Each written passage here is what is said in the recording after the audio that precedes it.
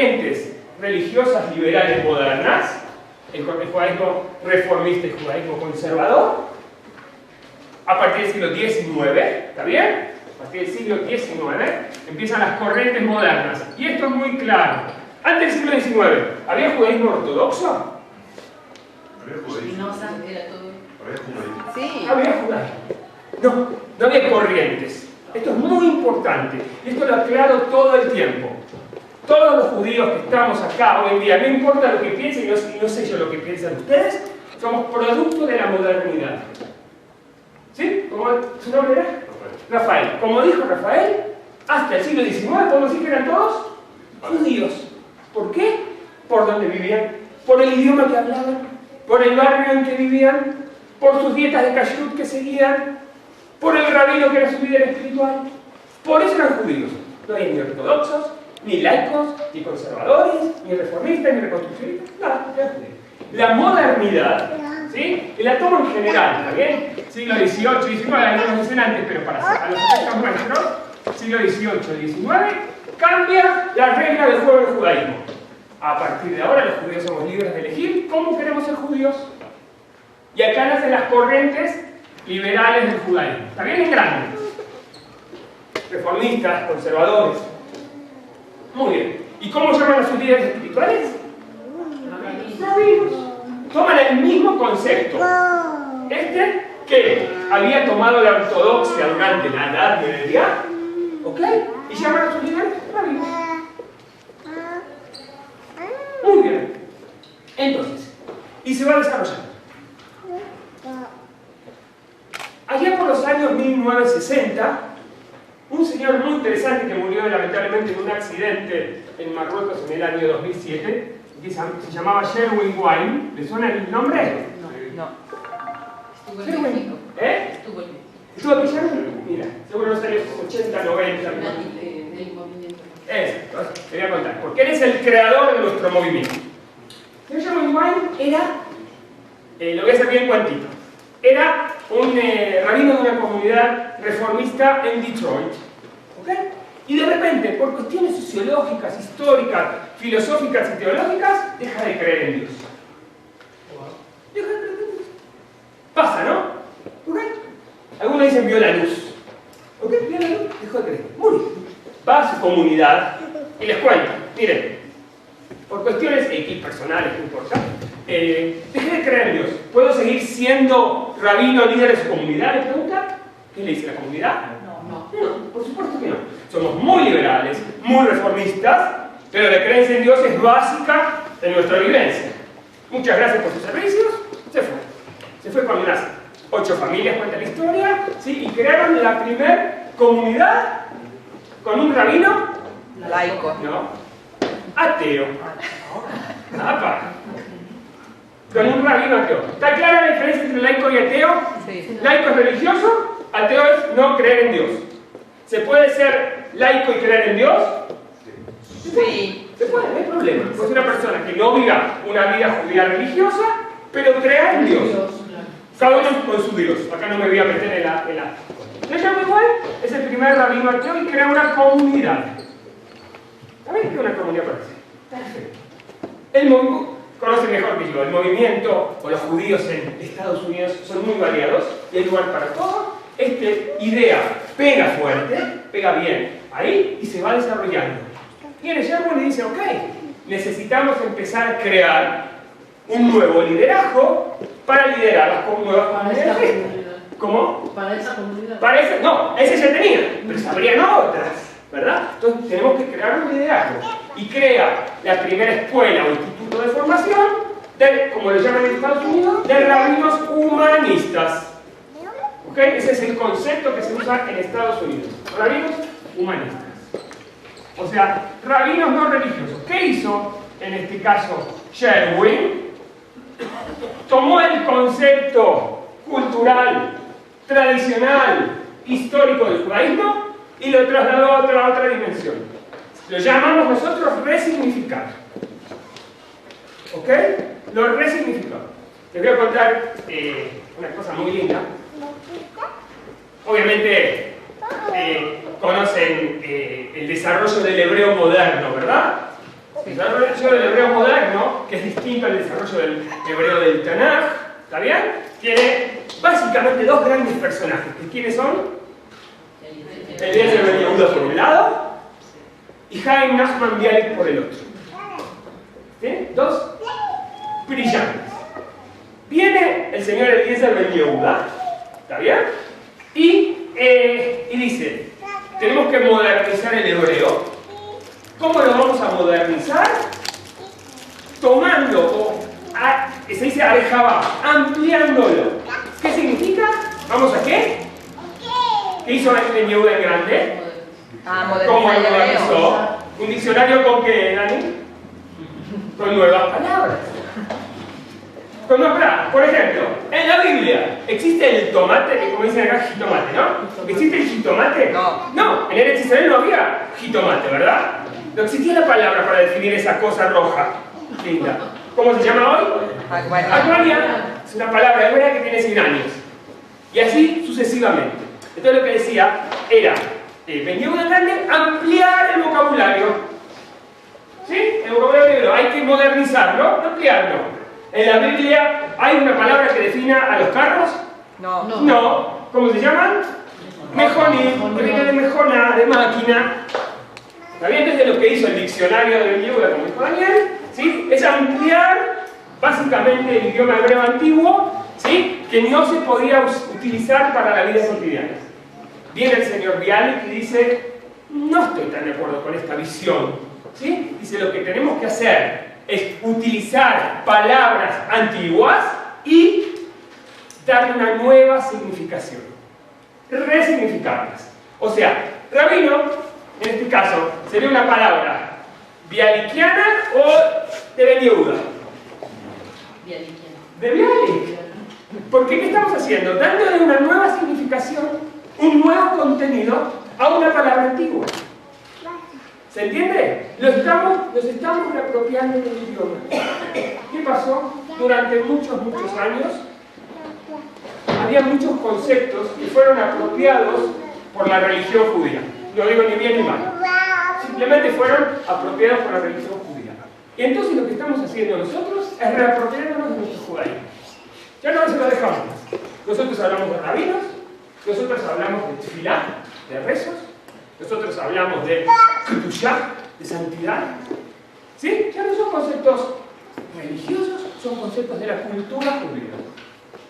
Y yo y ustedes tenemos tanto derecho a utilizarlos como el rabino más ortodoxo. ¿Por qué? Porque judaísmo. Y acá una de las bases nuestras. El judaísmo no es de nadie, es de todos. Todos nosotros tenemos el derecho a... yo traigo generalmente un ejemplo. ¿Saben lo que es la parshanut? ¿Cómo se llama parshanut? Interpretación. Interpretación, muchas gracias. Interpretación, ¿sí? Básicamente lo que nos llega del judaísmo a nosotros son interpretaciones. ¿Está bien? Está escrito en la Torá.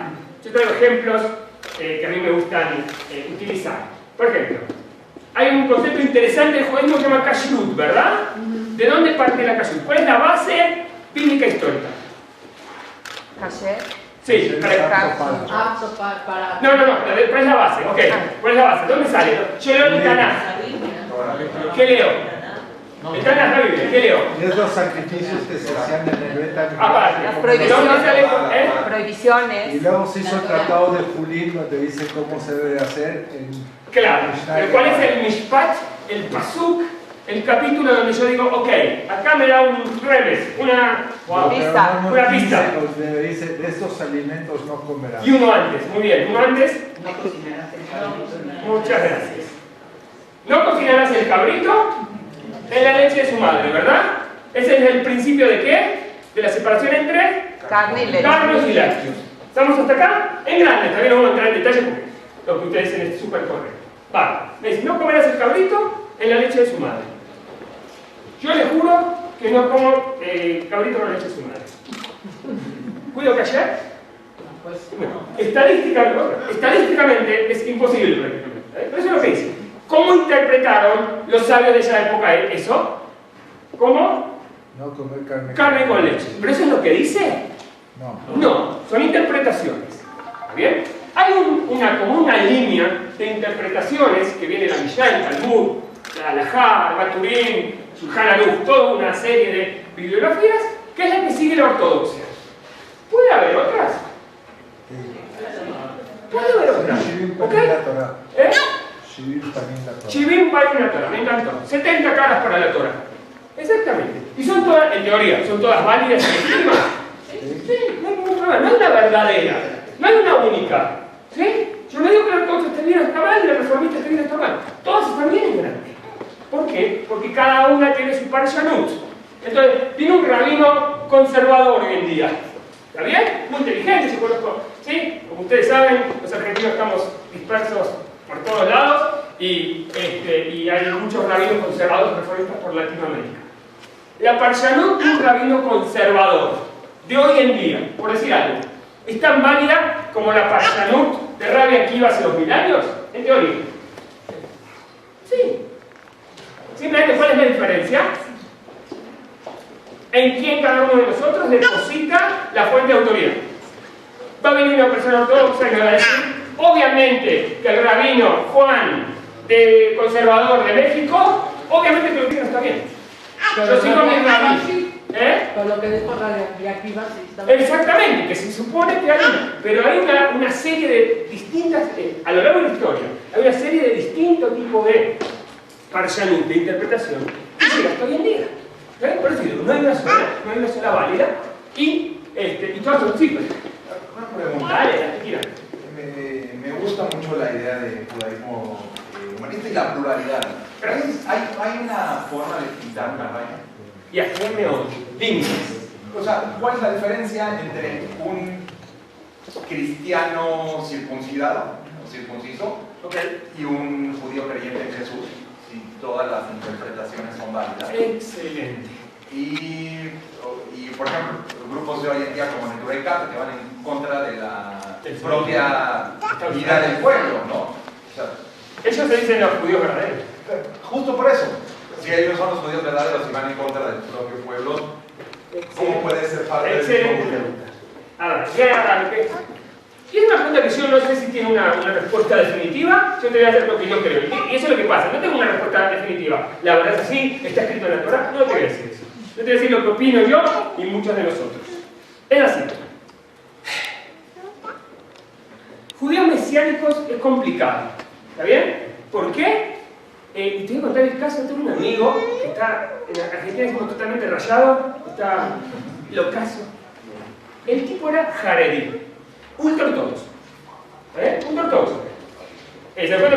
Primera fuente, de primera mano. El tipo, un día me cuenta que yo estaba en un casamiento, Andy, jaredí, de unos amigos. De repente, Andy, vi la luz, se me apareció Jesús. Así me lo cuento. Se me apareció Jesús. El tipo ultra ortodoxo, no es que aquello. Ultra ortodoxo. Se me apareció Jesús. Andy me dice, desde ese momento, me dice judío mesiánico, y yo creo que el Mesías llegó. Y se llama, en hebreo se dice Yeshua. ¿Ok? No Yoshua, Yeshua. Ese es el nombre de Jesús bíblico. Y me dice, Andy, Jesús nació, vivió y murió como judío. El cristianismo, me dice, es un invento por 2 siglos posterior que no tiene nada que ver con Jesús. Él me lo dice. Me dice, llegó el Mesías. Ok, está loco, ¿no? Está claro. Pero hay un grupo de gente muy grande que cree en eso. Son judíos, y no solo están. El hombre se llama Miro, mira ayer, cuida Shabbat, hace los Javim. ¿Ok? Tiene una sola diferencia con el judaísmo, dijimos Mekubal. ¿Cómo se dice Mekubal? Aceptado. ¿Cuál es eso? Creen en Jesús. Que es uno de los paradigmas que dividió el judaísmo del cristianismo. Grande. ¿Mejor? O sea, la diferencia es que Juan decía que no llegó al Mesías. ¡Wow! Obviamente no comparto lo que dice él. Obviamente no es lo que pienso. La pregunta es que para mí está muy al borde. ¿Está bien? Muy al borde. Ahora, ¿qué pasa? La circuncisión, acá hay dos cosas interesantes que usted hablaba en otros consejos. ¿Quién digo que pertenece a mi círculo? Aquel que se identifica, participa y es activo de la cultura judía. No puede ser cristiano y judío. O participar de la cultura o de la otra. ¿Está bien? Y cada uno define cuál es su cultura judía, si la sinagoga esta o la universidad aquella, o cada uno decide. ¿Está bien? Pero es la participación en la cultura judía. Yo no digo, puede ser judío y ir a misa el domingo. No. Acá hay una contradicción. Hay un límite. El día nuestro de descanso es el Shabbat. Cada uno hace lo que quiere en Shabbat. Pero es Shabbat, no es domingo. Domingo pertenece a otra cultura. Está muy bueno, pero es otra cultura, no es la mía. Entonces, los límites en este caso, ¿sí? Justo hablamos de, ¿cómo se llama? De Bauman, de Zygmunt Bauman, ¿sí? De lo que es lo líquido hoy en día, la cultura líquida. Hoy en día está muy bien. Hay límites, hay límites. Me decían la circuncisión, por ejemplo, que no es Brit Milá. Yo no sé si se referías a eso. Brit Milá no es circuncisión. ¿Sí? Está mal traducido, o sea, Brit Milá es una ceremonia religiosa hecha por un Moel. Eso es un Brit Milá, con todas sus características. Bien, mal, decidirá cada uno. Una circuncisión es una intervención quirúrgica. ¿Ok? Voy a contar otro caso para que nos dé idea. Como rabino me viene a consultar, ¿está bien? Vale, yo no digo por este escrito, no sé, yo uso el sentido común más que nada. Un amigo mío que vive en Jerusalén, ateo, anti todo, anti-religioso, anti. ¿Sí? Entonces yo soy pro, él es anti. Le van a hacer un hijo, una hija, tiene la mala suerte de nacer un hijo. Pucha. Andy, ¿qué hago? ¿Sí? Andy, ¿qué hago? No quiero ser Milá, no quiero que un Moel toque a mi hijo. Ok, charlamos. Llegamos a... ¿Tu nombre es? Juan. Llegamos a la conclusión, él conmigo, que algo quería hacer. O sea, tenía la duda, tenía el dilema. No es que no lo quería hacer. Llegamos a la conclusión de que iba a llevar a su hijo, y es lo que hizo, a una enfermería en Tel Aviv, y un cirujano le hizo la circuncisión. Interesante, ¿ok? ¿El resultado es el mismo? Sí, no. ¿No? Sí. Físicamente. Ok. ¿Pero el resultado es el mismo? Sí. Si ven al niñito, no se van a dar cuenta si es como él o un cirujano. En grande, está bien, no sé mucho de medicina. Es lo mismo. ¿Qué pasa? Lo que hizo él, yo le decía a él, mira, lo que decidan vos y tu esposa, ¿sí? Va a marcar al niño para toda su vida, para aquí y para allá. ¿Está bien? Y para él era muy importante que socialmente el chico esté incluido en el judaísmo. ¿Entiendes? Entonces el resultado es exactamente el mismo. El chico está dentro de la cultura, Juan. El proceso fue distinto. ¿Es válido y legítimo que lo haga? Totalmente. Si alguien hace como Moel, va. Pero no dejó al chico socialmente fuera. ¿Y cómo integrar? Pero un minuto, ¿entendés? Entonces, un minuto. Acá el tema es, hay opciones de estar adentro y no hay una sola forma. ¿Entendés? Esa es la idea. Entonces los límites los vamos marcando. Porque yo le dije a él, a mi amigo Dani, le digo, Dani, vos vas a marcar al chico, ¿sí? Por sí o por no. ¿Entendés? Y vos querés dejarlo adentro. Si vos no le haces ni circuncisión ni virginidad, muy probable quede afuera, socialmente hablando. ¿Está bien? Entonces, él se quedó contento con lo que hizo, no violó sus reglas, sus valores, sus principios, ¿sí? Y socialmente dejó al chico adentro. Yo estoy contento. ¿Cómo? No hubo ceremonia religiosa. Después le hice una fiestita, no. Después hice una fiesta, no hubo ceremonia religiosa, él no quería nada de nada. No es una persona religiosa, es una persona anti, un minutito, ¿sí? Una persona, no quería hacer. Pero quería que su hijo sea judío, ¿me entendés la diferencia, Dani? Por eso digo, hablo acá con esto el abanico nada más de opciones que hay. Un minuto, Juan, estaba el señor y listo. Andy, pero la obligación de hacer el Brit Milá es del papá. El papá lo debe hacer personalmente. Él no lo debe hacer personalmente, tiene que participar. Tiene que hacer personalmente. Si él no puede, se lo tiene que encargar a alguien que lo haga por Al él. Moel. Llámalo Moel o llámalo como quieras. Hoy día es el Moel, en general, ¿no? Entonces, esa persona es un sheliach del papá que lo hace por él. Sí, pero la obligación es de él. Él cumplió en el momento que él se lo encargó a otro en su nombre que lo hiciera. La diferencia es si dijeron o no las rajot, que eso lo único que hace es embellecer la mitzvah. Exacto, por eso yo soy 100% de acuerdo, su nombre es Isaac lo quiere. Isaac, 100% de acuerdo con lo que dices. Hoy en día, yo no sé hace cuántos años, ningún papá, me incluyo entre ellos, le hace el Brit Milá a su hijo, se lo entrega a otro. En Israel, nadie que no sea Moel puede hacer el Brit Milá, no sé aquí. Sí, también. En Israel no se puede. Yo no puedo hacer, por más que quisiera Isaac, yo no puedo. Sí, no. ¿Entendés? O sea, si bien es una mitzvah del padre, como usted dice que estoy de acuerdo, yo no sé cuánto tiempo no se hace, o sea, no se puede, ni uno piensa, o sea, se lo entrega al niño, como usted dice. Muy bien.